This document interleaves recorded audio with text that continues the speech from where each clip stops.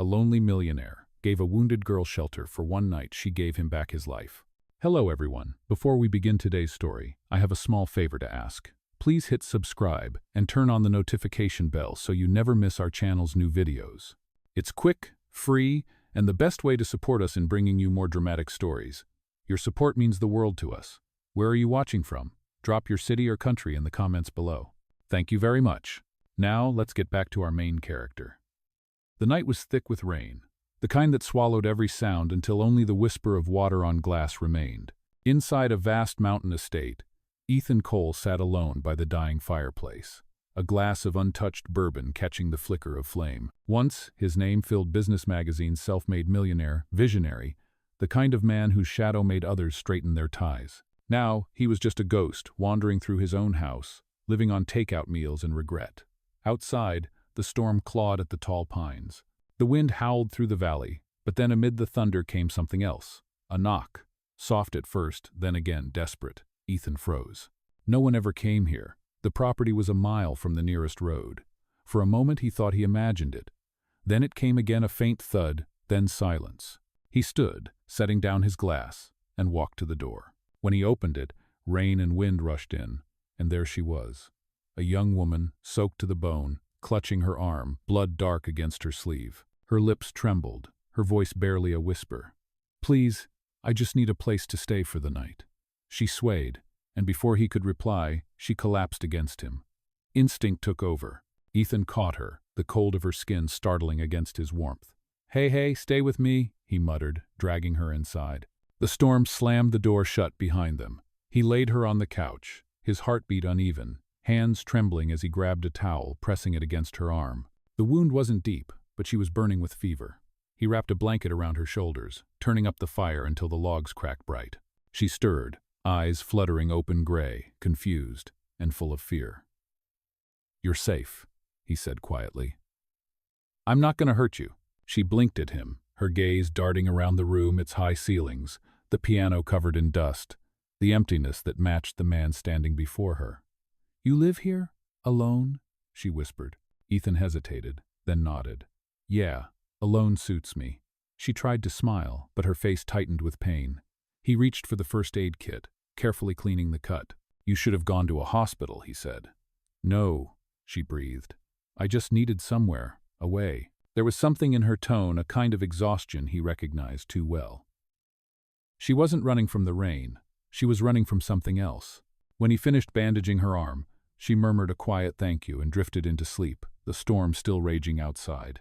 Ethan sat back, watching the firelight dance across her face. She couldn't have been more than 25.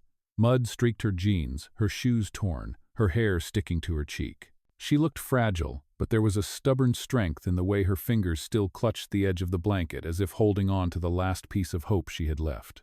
He didn't even know her name. But something about the sight of her, this stranger who appeared out of nowhere, stirred a feeling he hadn't allowed himself to feel in years. Concern. Maybe even purpose. As the wind howled outside, he sat in silence, listening to her soft breathing over the crackle of the fire. For the first time in a long time, the mansion didn't feel entirely dead. The night had brought him a wounded girl. What he didn't know was that, by sunrise, she would give him something far greater than company. She would give him back his life. The storm lasted through the night, hammering the windows until the first weak light crept over the mountains. Ethan had dozed off in the armchair, the blanket still around the stranger he had taken in. When she stirred, the fire was only embers. She blinked at the unfamiliar ceiling, confusion in her eyes. "You are awake," Ethan said quietly, his voice rough from the night. She looked at him wary. "Where am I?" "My home," he said simply. "You knocked on my door last night during the storm. You fainted. You are safe here." She pushed herself up slowly, wincing at her arm. "I am sorry," she murmured. "I did not mean to intrude." Ethan shrugged, trying to sound casual. "You looked like you needed a place to not die of cold." Her lips curved into the smallest smile. "Then thank you." He handed her a mug of coffee, steaming and strong. "You should drink. It will help." She accepted it, both hands trembling around the cup. The warmth seemed to reach deeper than her skin. For a while they sat in silence, the sound of rain easing outside. When she finally spoke, her voice was soft, hesitant. "My name is Lila." "Ethan," he replied. She studied him for a moment. There was something about his eyes, a stillness that felt heavy, like someone who had forgotten what laughter sounded like. "You live up here all alone?" she asked. "Mostly," he said. "Sometimes the silence is easier than people." Lila looked around the house, large but hollow, every surface spotless, as if no one really lived there. On the mantel sat a framed photo of a smiling woman with dark hair. Ethan caught her gaze and turned the picture face down. "She was my wife," he said before she could ask. "It was a long time ago." Lila nodded. She did not press. She knew the tone of a wound that still bled, just quietly now. Later that morning, when the rain stopped, she tried to stand. "I should go. I will find the main road." Ethan looked out the window. Snow still covered the path, glistening in the pale light. "You will not get far. The bridge is flooded. You should stay another day." Her pride wanted to refuse, but her ankle protested with a sharp ache. "All right, just one day." He brought her some of his late wife's clothes, soft flannel and wool. When she changed, the scent of cedar lingered faintly. She found him in the kitchen, clumsily making soup. "You can cook?" she teased. "Not really," he admitted, tasting it with a spoon and grimacing, "but it is edible." Lila laughed softly, the first sound of life the house had heard in years. They ate by the window while the world outside turned white again. She noticed sketchbooks stacked by her side bag and opened one, flipping through pages of charcoal drawings. Ethan leaned over. "You draw?" "I used to," she said. "I am an artist, or I was. But lately, I have been running more than creating." "Running from what?" he asked. She looked down at her bandaged arm. "Mistakes." Ethan said nothing, but his eyes softened. That night, the electricity flickered and went out. Lila lit a candle, the flame painting gold on the walls. She found an old piano in the corner, its keys dusty. She pressed one flat, then another soft, uncertain, but still alive. Ethan watched her from the doorway. "It has not been played in years," he said. "Play something," she whispered. "I cannot. My wife used to." "Then maybe it is time someone did again." She began to play slowly, the melody fragile but steady. The sound filled the empty rooms like breath after a long silence. Ethan closed his eyes, feeling something stir where there had only been numbness.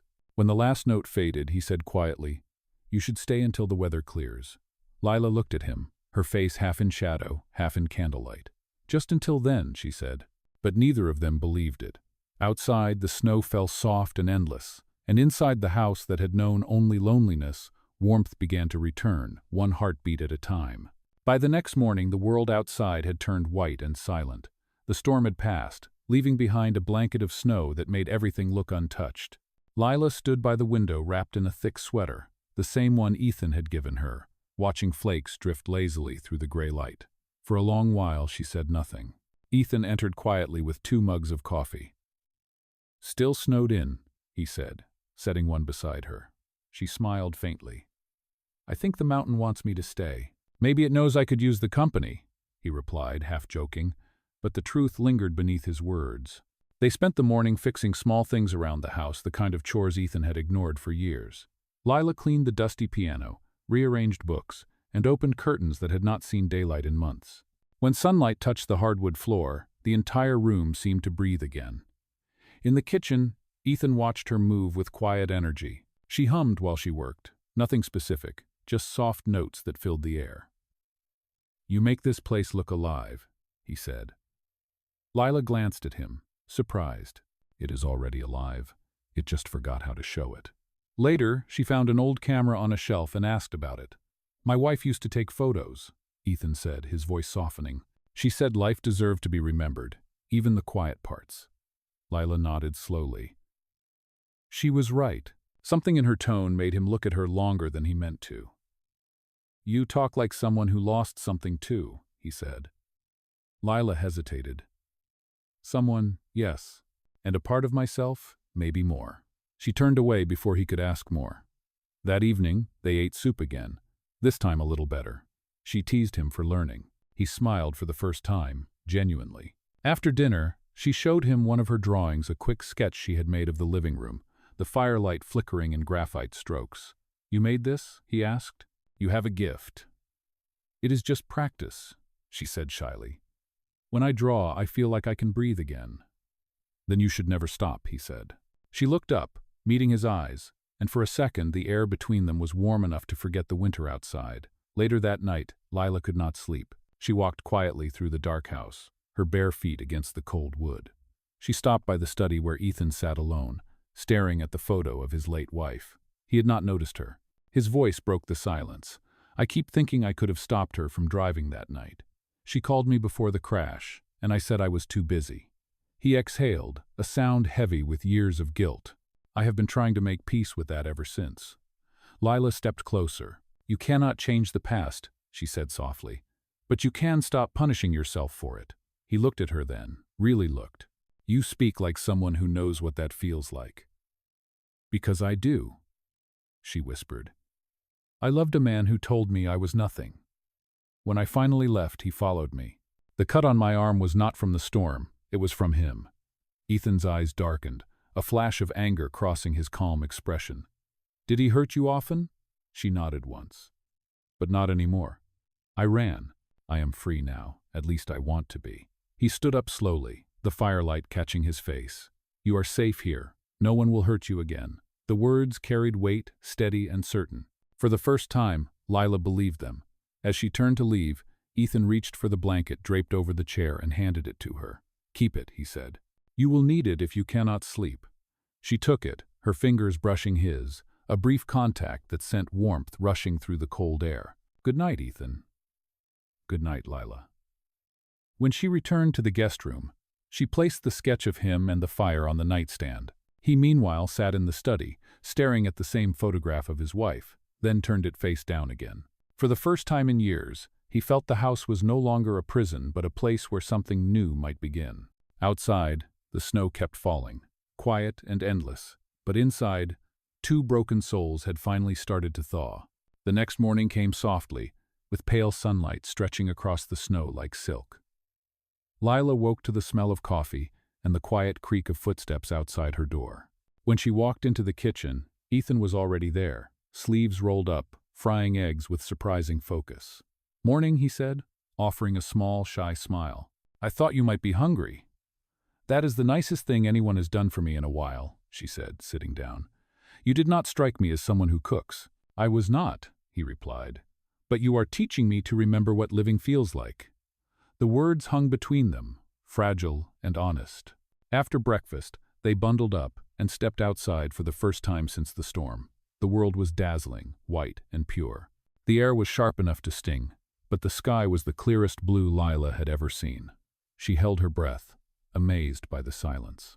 "It is beautiful," she whispered. "It is quieter than I remember," Ethan said. "Maybe I forgot to notice."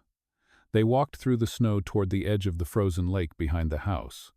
The trees shimmered with frost, and their boots sank deep into the powder. When they reached the dock, Ethan looked out at the horizon. "I used to come here with her," he said quietly.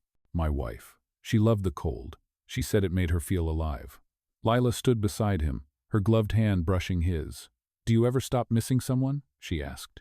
He thought for a moment. "I think you just learn to carry them differently," she nodded. "Maybe that is what I am trying to do." For a long while they said nothing. The wind moved gently through the trees, and the stillness between them felt like peace. Later that day, Lila asked if she could paint. Ethan led her to the old sunroom, its windows fogged and cracked. The room was cluttered with unused furniture and boxes covered in dust. "No one has been in here for years," he said. "Then it is perfect," she smiled. She set up a small easel, tore a blank page from her sketchbook, and began to work. Ethan watched from the doorway as her hands moved with purpose. It was as if the world around her disappeared, and only color, light, and breath remained. "You look different when you paint," he said. "You look free." She smiled without looking up. "Art is the only place I do not feel like I am running." By the time she finished, the sky outside had turned gold. The painting captured the mountain, the lake, and the faint outline of the cabin glowing in the distance. "It is beautiful," Ethan said, genuinely moved. "It feels like home," she whispered. That evening, they ate dinner by the fire again, this time with laughter. Lila told him stories about her mother teaching her to draw using grocery paper and charcoal from burnt wood. Ethan listened, fascinated. "You know," he said softly, "you have brought more life into this house in 3 days than I have in 3 years."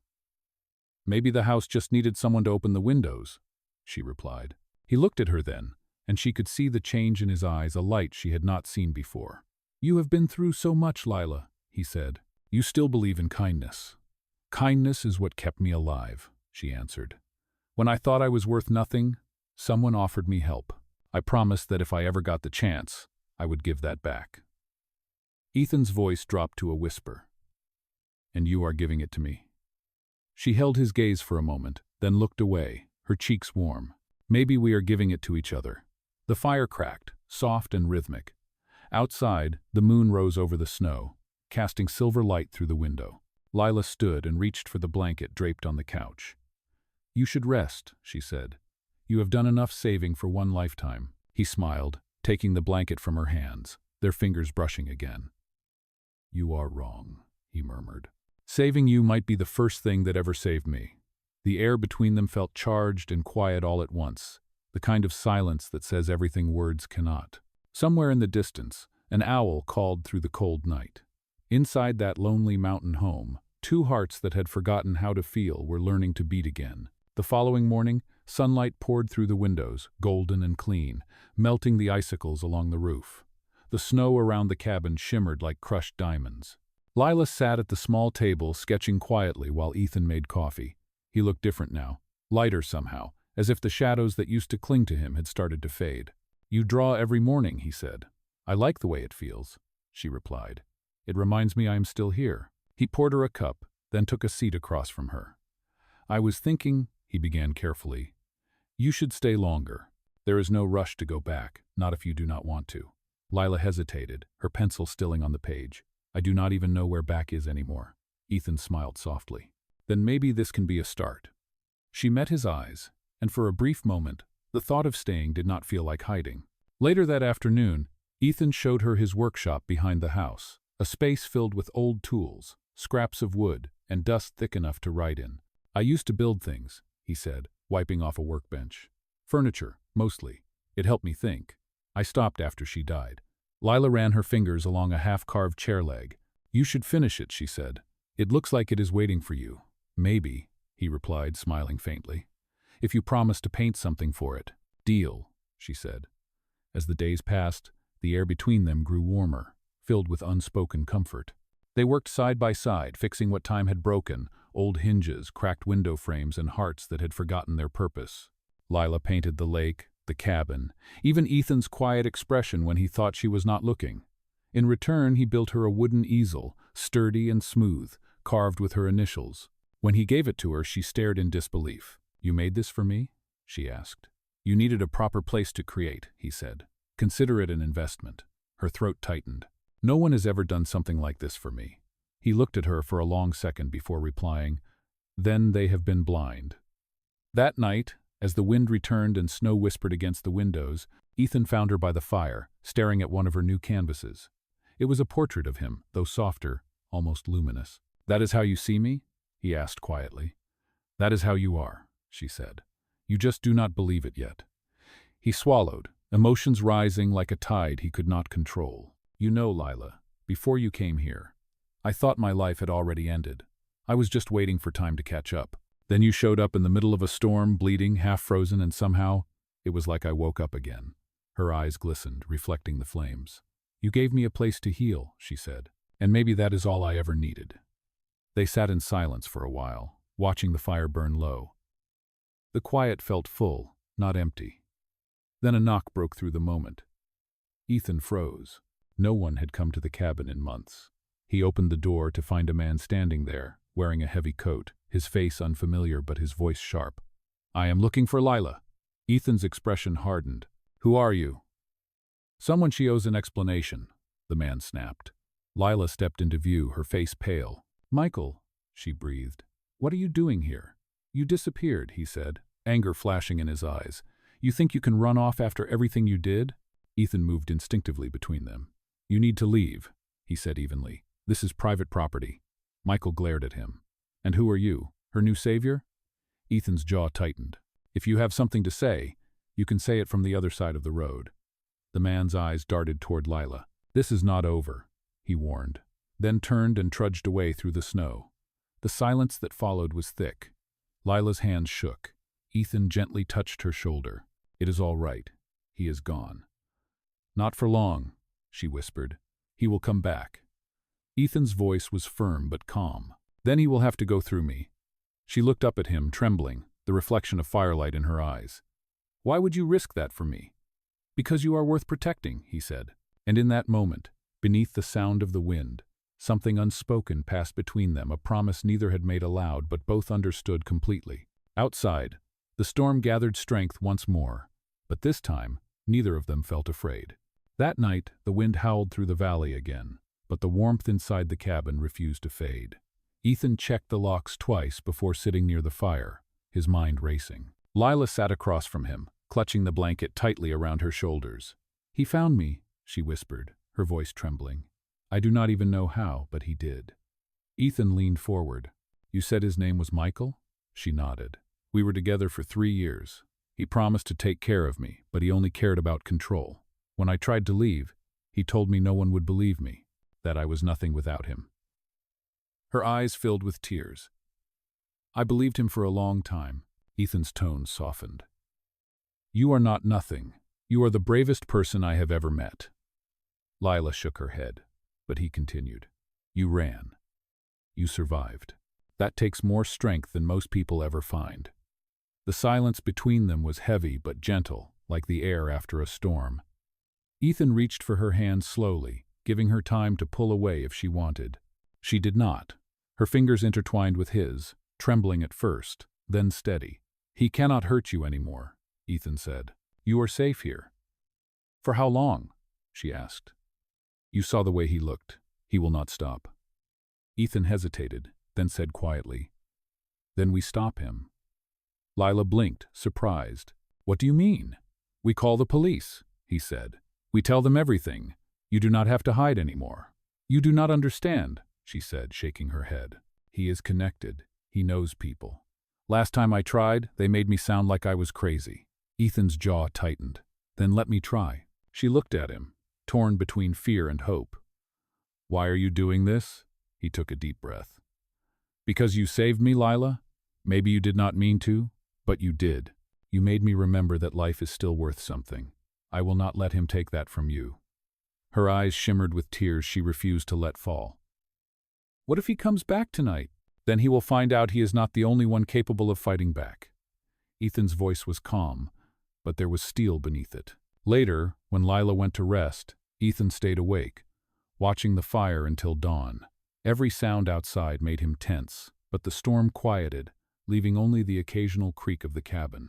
The next morning, sunlight returned, deceptive in its peace. Lila joined him on the porch, her face pale but determined. I cannot keep running, she said. You are right. I have to face him. I am tired of being afraid. Ethan looked at her and nodded. You will not face him alone.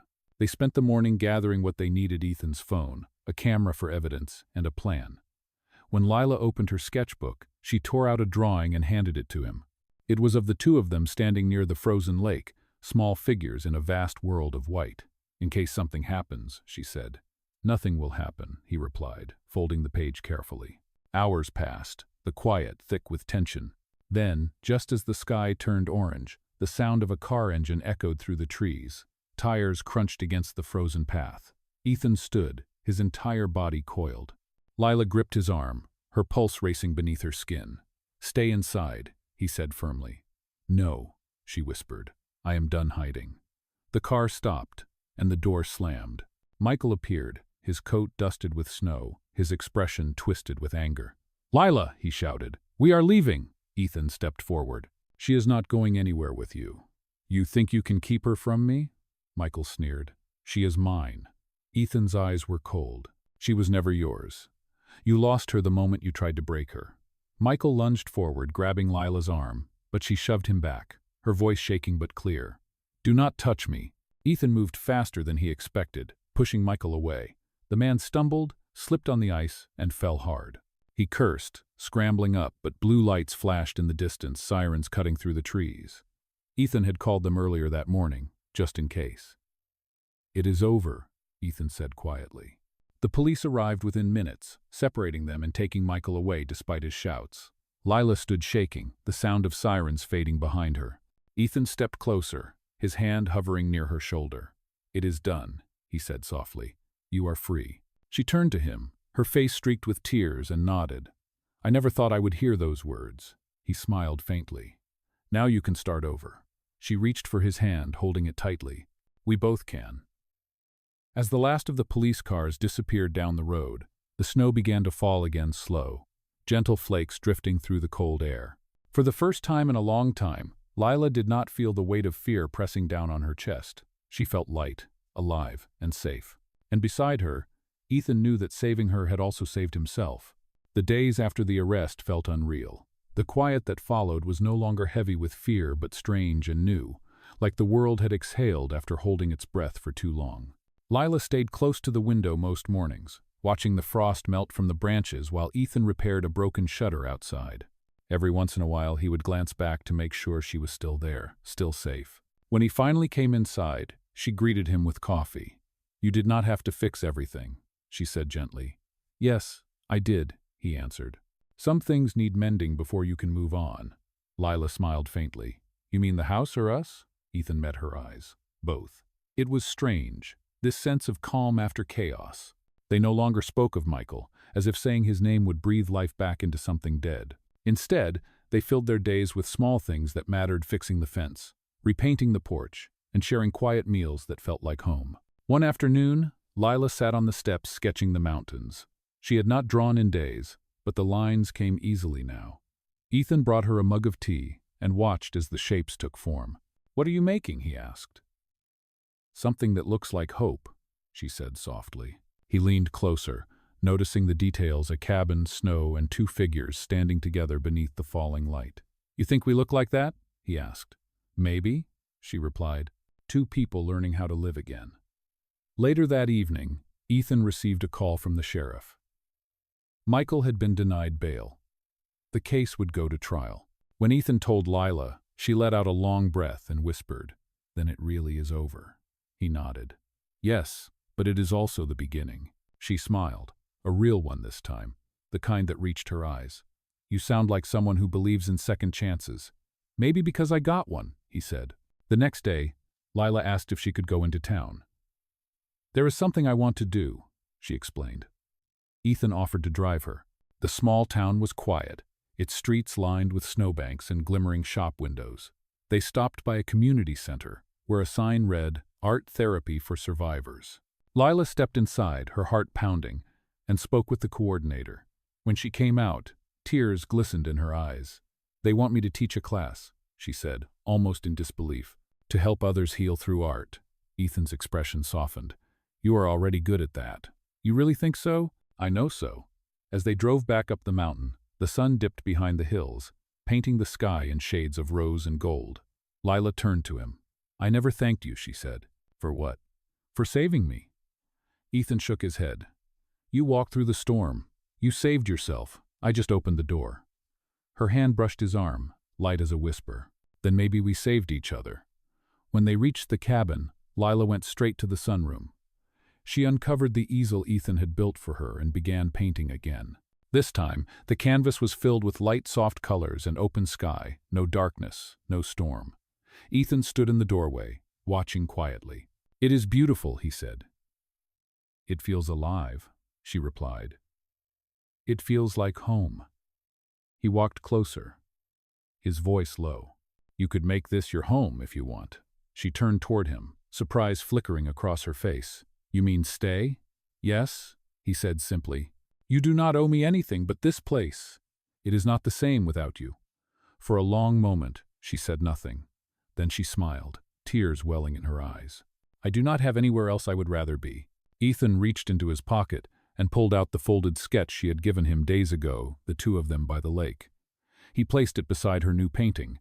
"We made it," he said softly. Lila looked at both drawings, side by side, the storm and the sunlight. "Yes," she whispered, her voice steady. "We did." Outside, the wind had calmed, carrying only the sound of the lake beginning to thaw. Inside, the fire crackled, and for the first time, both of them knew that what had begun as a refuge had become something far greater. They had not just survived the storm, they had rebuilt their lives from it, together. Weeks passed, and the mountains began to shed their snow. The lake thawed slowly, reflecting the first signs of spring. The world around the cabin shifted from white to green, as if nature itself was waking from the same long sleep Ethan and Lila had endured. Every morning she painted by the window, sunlight spilling across her canvas, while Ethan rebuilt the fence or worked in his old workshop. Their lives had fallen into a rhythm that felt both ordinary and extraordinary at once. One evening, after finishing a painting of the lake in full bloom, Lila turned to Ethan. "I want to open an exhibit," she said. "Not a big one, just something small to share what came from all of this." Ethan looked up from the chair he was sanding. "You should. People need to see what healing looks like." "Would you come?" she asked. "If I show my work? You would have to try very hard to keep me away," he said, smiling. A month later, they drove into the city together, the air warm and alive. Lila's art had been accepted into a local gallery. She had titled the collection After the Storm. Ethan helped her set up each piece, arranging them in order: the first sketch she made in the cabin, the portrait of him, the lake, and finally, the painting of sunlight breaking through clouds. When the opening night came, the room was full. People wandered between the paintings, whispering admiration, some even crying quietly. Lila stood near the center, nervous but radiant. "You did this," Ethan said softly beside her. "You turned pain into beauty." "We did this," she corrected. "None of it would exist without you." Just then, a woman from the gallery approached with a camera. "Miss Hart," she said, "would you mind standing next to your inspiration for a photo?" Lila blushed but nodded. As they stood together, the flash went off, capturing not just an image but a story of two lives rewritten. Later, after the crowd had thinned, a local reporter approached Ethan. "Mr. Cole, you funded this exhibit?" "No," Ethan said, his voice steady. "I just believed in someone who had forgotten how to believe in herself." The article the next day carried the headline, "From Isolation to Inspiration, the artist who painted her way back to life."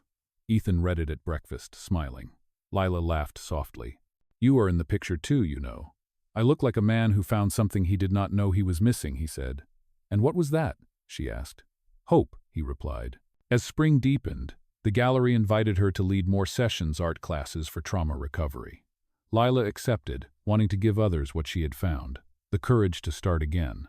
Ethan visited often, quietly helping behind the scenes, setting up canvases, bringing supplies, and greeting visitors.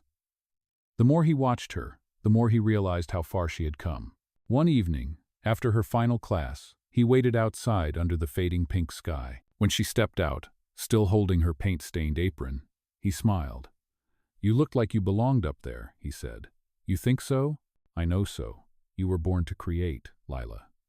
She leaned against the railing, the golden light framing her face. "I used to think my story ended the night I ran, but now I see it was just beginning." "Sometimes you have to lose everything to find yourself," Ethan said. She looked at him for a long moment. "And what did you find?" "You," he said simply. She froze, heart racing. The honesty in his tone left no room for misunderstanding. He took a step closer, his hand brushing her cheek. "You brought me back to life, Lila. I thought I was done feeling anything. Then you showed up in the storm, and suddenly, everything mattered again." Tears welled in her eyes, but she smiled. "You saved me too." For a moment, neither spoke. Then he pulled her gently into his arms, and she let herself lean into him, the sound of the city soft around them. It was not a grand confession or a cinematic kiss.